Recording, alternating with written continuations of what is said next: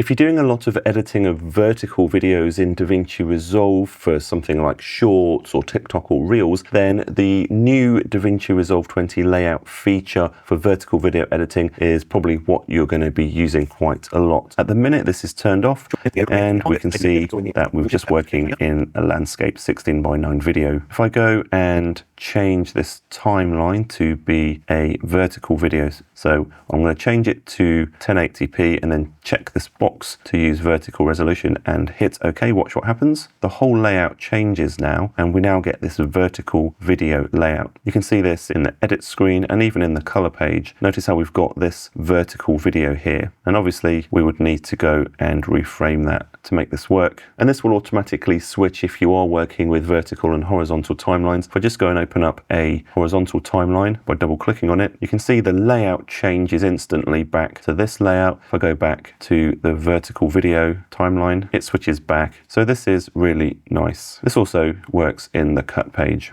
If you don't like this new layout feature, you can come up to the top left DaVinci Resolve menu, come down to Preferences, click on User, and in the UI settings in these workspace options, you can uncheck this Use Optimized UI Layouts for Vertical Video, click Save, and we go back to the regular layout. So regardless of if we're editing vertical or horizontal video now, we're going to get the same layout as we had in previous versions of DaVinci Resolve.